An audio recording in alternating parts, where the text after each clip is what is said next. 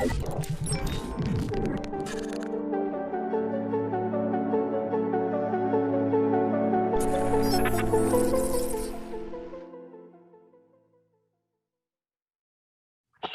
warahmatullahi wabarakatuh. Waalaikumsalam warahmatullahi wabarakatuh. Oke, adik-adik semua, terima kasih sama khusus Ketua Umum yang kemarin udah beberapa hari lalu mengabarkan katanya mau minta saya APD. Dan kebetulan sekali saya pembuka dari program pertama ini. Alhamdulillah, suatu kehormatan.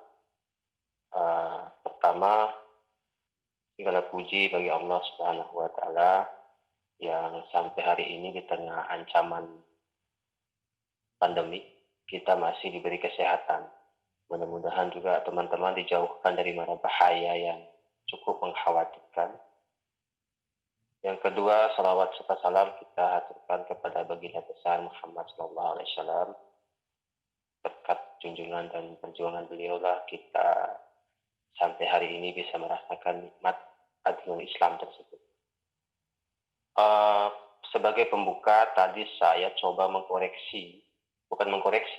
informasi tentang perkembangan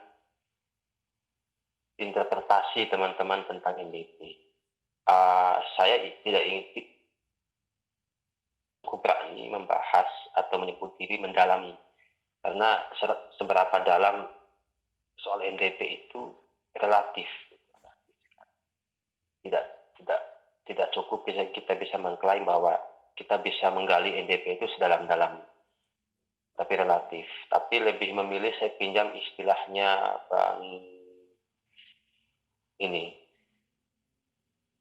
penulis mazhab NDP mazhab HMI itu, bahwa buku keduanya itu interpretasi. Bagaimana kita menghayati atau memaknai tentang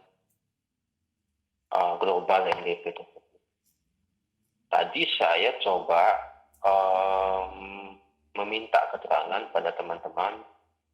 KBTA sudah ada nggak sih, Pak? Nampaknya belum ya. Ya, belum, Pak. Seberapa jauh sih teman-teman pernah mengkaji NDP? Ya, kalau membaca ukurannya sangat standar kalau membaca itu, karena banyak kasus di beberapa cabang, bahkan mungkin semua cabang mengalami hal yang sama. Ketika kader-kader baru itu membaca NDP itu mengalami kesusahan memahami. Dari struktur bahasa saja mereka susah mencerna. Jadi butuh teknik mungkin tepatnya untuk bagaimana kita menangkap pesan NDP itu. Jadi tak sekedar membaca, karena bahasa-bahasa NDP ini bahasa-bahasa yang akumulatif. Akumulatif dalam artian bahwa setiap kalimat dan paragrafnya itu adalah hasil kesimpulan yang tinggi dari penghayatan seorang penulis Majid atas satu, keberimanannya kepada Tuhan Yang Maha Esa. Dua, pengalaman pribadinya tentang beriman dan takwa tadi. Dan ketiga, laku dia atas pesan iman dan takwanya kepada Allah Subhanahu wa Ta'ala. Jadi akumulatif sekali dari sumber bacaannya segala macam.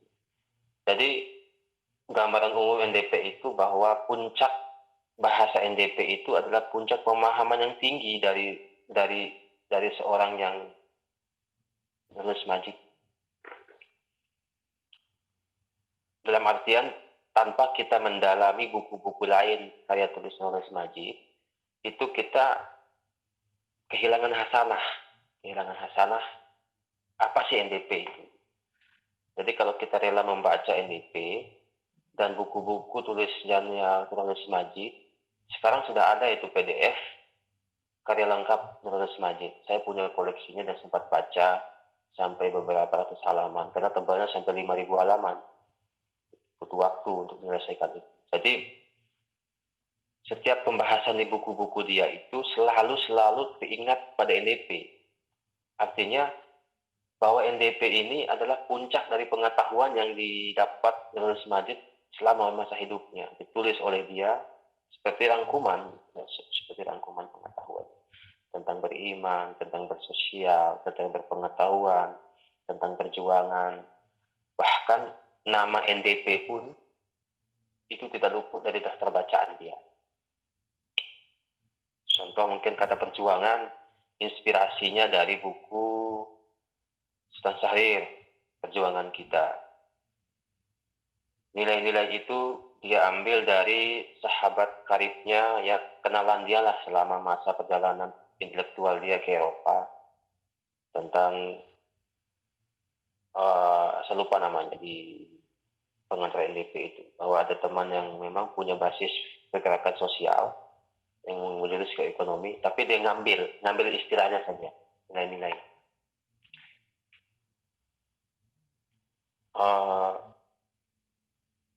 Saya tidak ingin lagi flashback ke belakang.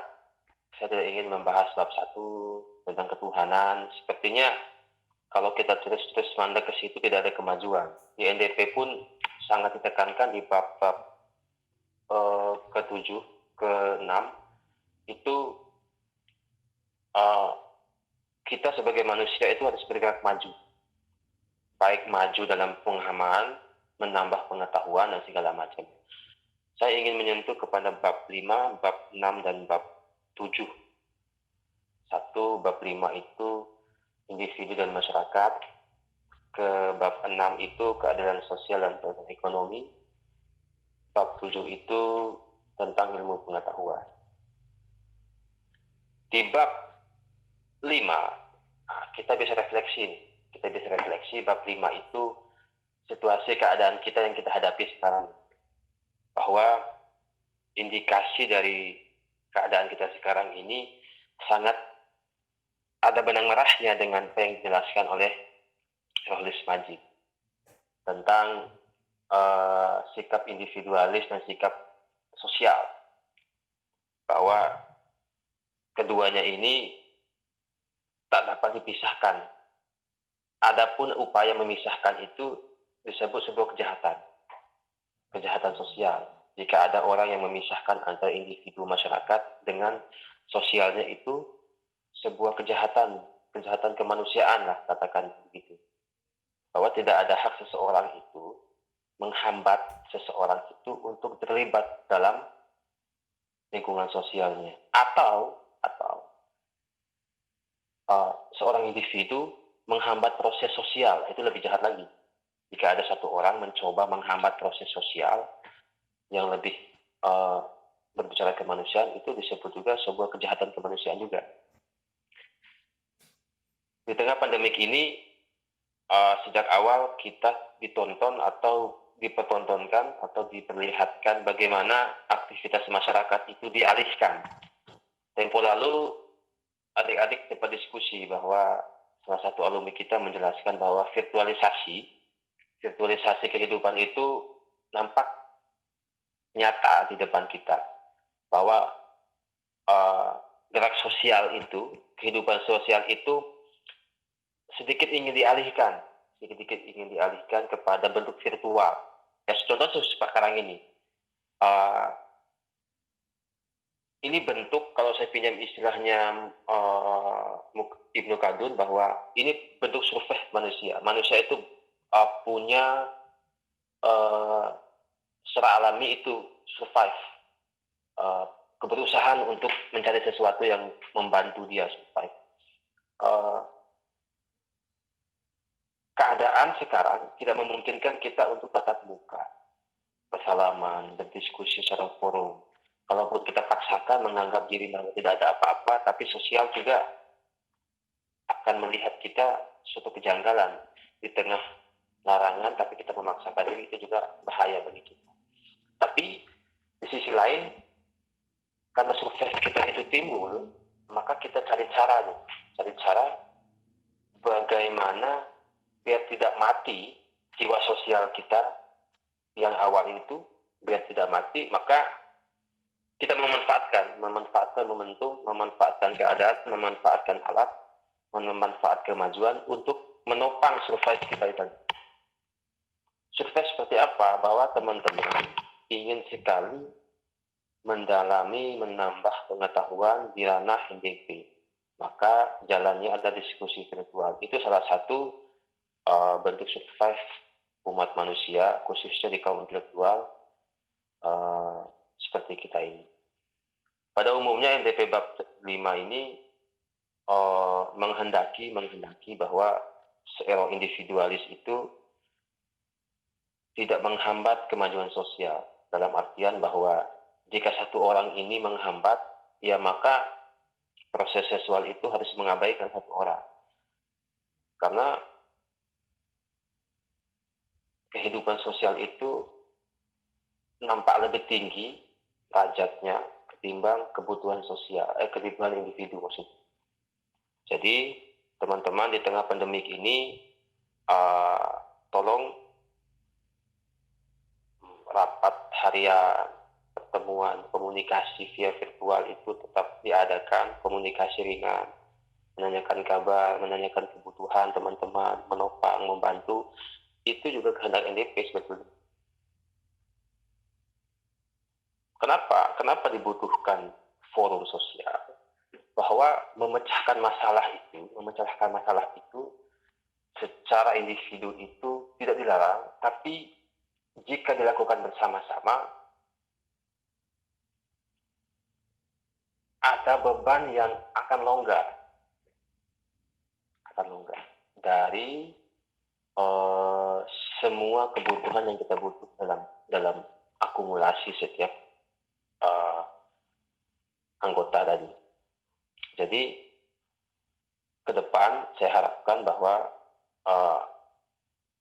apapun hasil, satu lagi, saya pernah ngomong sama ketua umum bahwa hasil kesepakatan individu tadi, yang banyak tadi yang disebut kelompok tadi, itu tidak serta-merta bahwa dianggap benar juga gitu. Bahwa apa yang kalian sepakati, kita sepakati secara kelompok tadi, dianggap benar oleh sosial yang lebih besar. Maka ke depan butuh sharing kembali. Tingkatan kita itu ada satu pengurus komisariat cabang gitu. Ketika kesepakatan di komisariat itu ada, maka dilempar ke cabang yang lebih besar lagi. Maka di situ ketemu titik temunya, kesalahan, terus diskusi untuk membenarkan kembali apa yang salah, sampai pada level alumni, level senior. Maka teman-teman juga butuh melempar wacana teman-teman itu kepada forum yang lebih besar, misalnya di forum alumni segala macamnya. Buat apa? Buat menangkal, dalam artian menggarisbawahi bahwa teman-teman sudah benar nggak ini? Connect nggak dengan pengalaman sebenarnya? Berbenturan nggak dengan kebutuhan sosial yang lain? Maka butuh pemaparan wacana itu ke depan. Jadi jangan tiba-tiba ketika teman-teman bersepakat sesuatu untuk bikin sosial, tapi ternyata di lingkungan sosial yang dibutuhkan itu berbenturan kebutuhan. Maka sia-sialah teman-teman bersepakat. Nah di situ NDP menjelaskan bahwa apapun yang kita sepakati secara sosial itu butuh pembanding, butuh sharing kembali, bahwa dibutuhkan nggak oleh yang lebih besar sosial tadi. Itu sekilas tentang bab 5. Bab 5 lagi itu menghendaki bahwa bahasanya itu memang tidak dilarang. Tidak ada larangan bahwa kita bersikap individualis. Tapi jika sikap individualis itu menghilangkan individual yang lain, maka disebut kejahatan kemanusiaan. Dalam istilah populernya egosentris, bahwa kita punya mau, tapi teman juga punya mau. Karena teman punya mau dan kita punya mau, kita singkirkan teman mau itu, yang punya mau itu. Bahkan mungkin bersinggungan secara fisik atau nyawa. Saking kemauan kita itu besar atas diri kita. Maka itu disebut kejahatan kemanusiaan.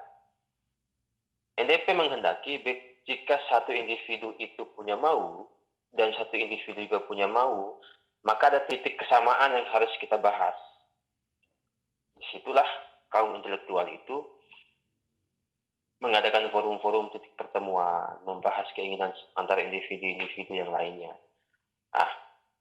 diharapkan dalam pertemuan diskusi itu dicari benang merahnya, mana yang cocok antara satu dengan yang lain kan, biar tidak bersinggungan, biar apalagi sampai benturan fisik. Saya ingin gambarkan situasi bangsa kita itu sedang mengalami hal itu.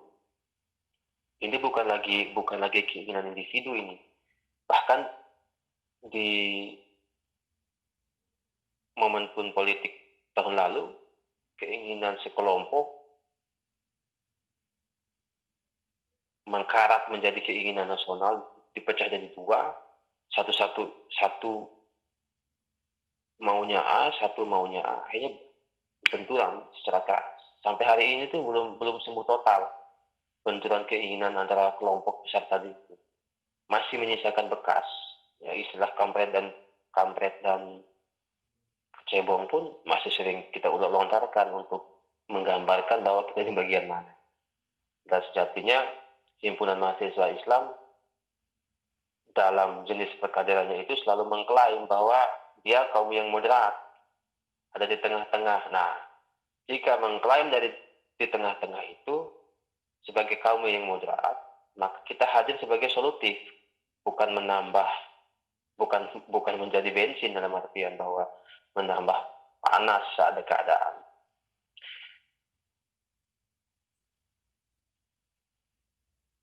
Saya ambil lagi contoh di situasi nasional kita, bahwa egosentris kita sebagai warga negara itu lebih kental per hari ini. Sensitivitas kita pada isu, sensitif kita pada informasi itu lebih mengerikan. Sesuatu yang sebetulnya jika dikaji secara ilmiah itu tak layak disebut masalah, tapi di tengah sosial kita jadi masalah. Soal ras, soal suku, bangsa, ini menjadi sensitivitas yang tinggi. Karena kenapa? Karena sikap egosentris individu itu ditopang oleh pengetahuan yang lemah menjadi begitu. Nah, makanya penting sekali nanti saya tarik ke bab 7 tentang pengetahuan dan ilmu pengetahuan. Tapi sebelumnya saya ingin masuk kepada bab 6, keadilan ekonomi dan keadilan sosial. Di bab 6 itu gambarannya begini. Ini saya tepat sekali kajian kita itu tentang pendalaman NDP. Kita refleksi diri. Sejauh mana kita menerapkan pesan NDP ini atas situasi yang sedang kita alami di pandemi ini. Bahwa nyata di depan mata kita bahwa banyak struktur masyarakat, kelas masyarakat itu yang sedang membutuhkan bantuan sosial, baik berupa ekonomi, baik berupa perhatian dan wajar dalam bentuk apapun, itu sedang terjadi sekarang ini. Nah, disinilah titik beratnya bahwa kita mengklaim sebagai kader HMI itu mau apa, mau ngapain. Sudah banyak contoh, tapi teman-teman sudah saya pantau, saya lihat perkembangannya cukup baik, melibatkan diri selama waktu di awal-awal pandemi itu teman-teman kencang sekali berkegiatan. Nah, itu bentuk teman-teman membuktikan bahwa NDP itu telah menjadi ruh gerak kalian, menjadi dasar perjuangan kalian, bahwa tanpa diminta, tanpa disuruh pun teman-teman bergerak sendiri. Nah, itu bukti bahwa teman-teman itu menghayati secara langsung pesan NDP di bab 6. Tetapi di NDP pun menjelaskan bahwa tugas dan tanggung jawab siapa sih yang utama dalam menyelesaikan masalah perekonomian secara nasional, sosial secara nasional, yakni pemerintah. Pemerintahlah orang pertama yang bertanggung jawab. Jelas NDP mengatakan seperti itu. Tapi pemerintah seperti apa? Pemerintah yang berdemokrasi bahasanya. Karena pemerintah itu yang berdemokrasi itu dari rakyat untuk rakyat, maka segala tindak tanduk kebijakan, salur bantuan, itu selalu akan harus merujuk kepada masyarakat, kebutuhan masyarakat. Contoh, di bidang HLH yang ingin mengadakan kajian UU Islam. Itu bukti bahwa teman-teman melihat bahwa rancangan undang-undang itu tidak sesuai dengan apa yang dibutuhkan masyarakat, yang diinginkan masyarakat. Tapi lebih melihat ke korporasi, kepentingan politik kapital. Maka teman-teman mencoba mendalami, menghadirkan itu bukti-bukti. Cuman ke depan lebih intelektual, lebih futuristik, bahwa apa yang kalian lakukan itu bukan sekedar untuk itu juga, hari itu juga, tapi dampaknya ke depan ada efeknya. Bahwa satu, berupaya mencerdaskan masyarakat, kelas yang dapat menangkap hal itu sekarang gampang sekali kita telusuri. Hanya kelas-kelas mahasiswa, kelas-kelas terpelajar yang bisa ikut dalam ranah kajian bagaimana mengkritis masalah kebijakan pemerintah, khusus di rancangan undang-undang yang tersebut saya sebut tadi. Masyarakat di pasar mana tahu, mereka tahu jualan, dapat makan, kenyang. Itulah manfaat bagi mereka. Kalau kalian undang untuk diskusi, mau jawabannya. Karena bukan kita sebut dangkal ya, mereka tidak paham apa yang disampaikan teman-teman. Tapi butuh cara bagaimana menjelaskan ke masyarakat itu bahwa apa yang kita lakukan itu untuk mereka. Bahwa ada yang salah dari kebijakan pemerintah melahirkan undang-undang yang memang tidak merepresentasi kebutuhan masyarakat secara nasional. Itu dari sisi ini. Nah, dari sisi itulah teman-teman secara kumulatif semua teman-teman bidang itu harus mampu menulis. Saluran kita per hari ini di tengah pandemik ini nggak mungkin kita mau aksi massa gitu. Mengumpulkan massa lebih dari 10 orang saja jadi masalah, apalagi mengumpulin massa yang demo. Maka cara terbaik kita untuk mengkritik kebijakan pemerintah yaitu dengan menulis.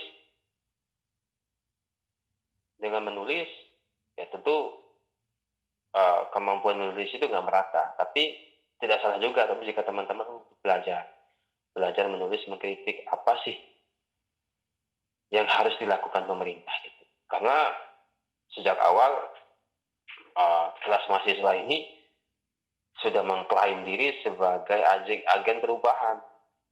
Jika ada yang masalah, ya segera dirubah. Itu gambaran umum tentang bab 6. Tentang bab 7. Bab 7 ini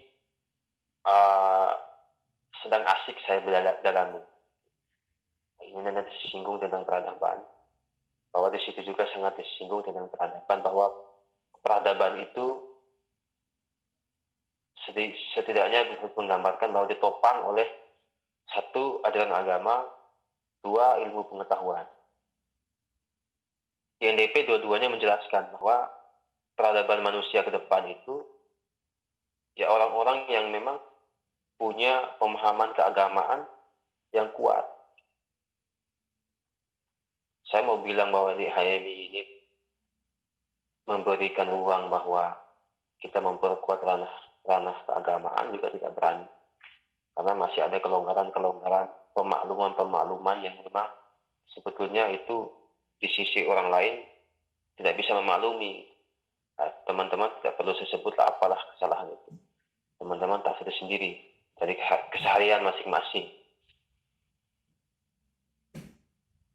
Di NDP itu jelaskan, saya ingin menjelaskan bahwa ada satu keterangan di Al-Quran, surat Al-Mujadilah ayat 11 kira-kira, bahwa antara orang beriman dengan orang yang berilmu pengetahuan itu dijamin oleh Allah akan diangkat derajatnya. Coba teman-teman refleksi bacaan-bacaan teman-teman tentang tokoh-tokoh Islam yang populer sampai mendunia lah per hari ini bertahan.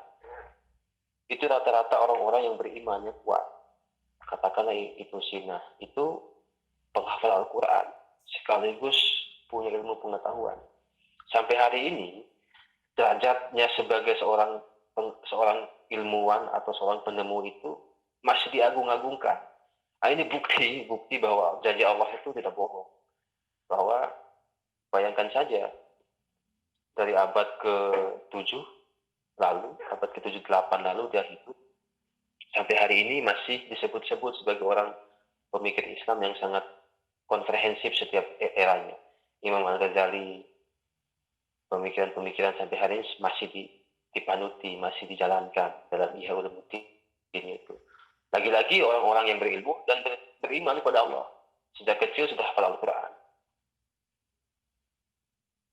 Ibnu Ras, lantas Ibnu Khaldun Al-Kindi, dan segala macam nama di tokoh-tokoh Islam.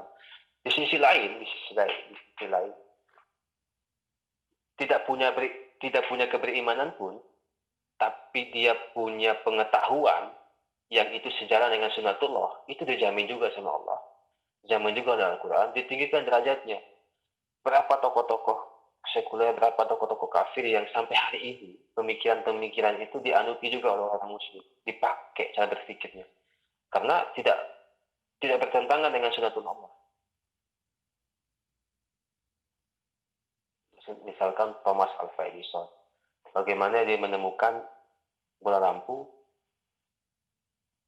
ya diakui bahwa dia sebagai penemu. Nah, dia tidak beriman, tapi karya ciptanya bermanfaat, menembus zaman. Albert Einstein dengan teorinya, Isaac Newton, dan segala macam itu. Nah, ini bukti bahwa di NDP sangat menganjurkan bahwa kader HMI setidaknya harus memiliki dua sisi tadi. Satu, beriman. Dua, berpengetahuan atau berilmu. Kalimat penutup dalam bab 8 di NDP bahwa ternyata kata Ustaz Majid, akumulasi dari kehidupan manusia itu ada 3. Dari setiap aktivitas kehidupan itu ada 3. 3 ini jika diterapkan itu sudah cukup baik. 1, beriman. 2, berilmu. Dan beramal. Maka jargon kita selain yakuza juga ditekankan beriman, berilmu, dan beramal. Dan itu bukan hal yang absurd, bukan hal yang omong kosong, tapi sudah dibuktikan oleh saya tadi bahwa beberapa nama tadi sudah membuktikan itu janji Al-Quran sendiri, bukan omong kosong. Jadi bila kita beriman, lantas keimanan kita itu kita amalkan dengan ilmu yang kita punya, maka derajat kemanusiaan yang dijanjikan oleh Allah itu ada. Terakhir, ya, biar nggak lupa, dalam setiap aspek pengajian NDP, teman-teman, tidak cukup teman-teman itu membaca 1 kali, 2 kali, 3 kali. Membaca saja tanpa menyalurkan diskusi itu ada beberapa kesalahan yang harus kita benahi. Bahwa banyak teman-teman itu suka membaca khusus NDP, tapi sekali lagi jika tidak disalurkan dalam diskusi, kita tidak tahu kesalahan kita memahami NDP di titik mana sih. Bahwa saya sudah sering sekali semenjak berkader itu melihat dan mengikuti kajian-kajian itu bahwa NDP itu selalu berputar pada bab 1 tentang ketuhanan. Yang memang di setiap bab itu selalu dinafasi oleh bab 1. Bahwa setiap aktivitas sosial itu dinafasi oleh keimanan kita pada Allah, dengan berpengetahuan, dengan berindividu dan masyarakat, itu harus dinafasi oleh iman. Tetapi tidak begitu juga bahwa kajian NDP itu tentang ketuhanan. Bahkan sampai ada perdebatan, debat kusir pula. Dan itu nggak selesai-selesai. Nah, teman-teman, hari ini saya ajak untuk melompat kepada kebiasaan lama itu bahwa NDP kajiannya tentang teologi saja, tapi tidak mau menyentuh pada yang lebih kepada sekuler dalam bahasa Islam yang seperti itu, bahwa kenyataan per hari ini, sekuler yang saya maksud itu kenyataan per hari ini yang kita hadapi, corona ini kan sesuatu yang sekuler, nampak di depan kita, nampak di depan mata kita. Jadi kita kaji corona itu bagaimana NDP menghendaki, kira-kira saya maksud. Oke teman-teman, jika masih ada waktu dan bisa diskusi lanjut di sini atau diskusi di grup seperti yang dimaksud, saya ikuti. Saya serahkan kembali kepada moderator. Terima kasih. Assalamualaikum warahmatullahi wabarakatuh.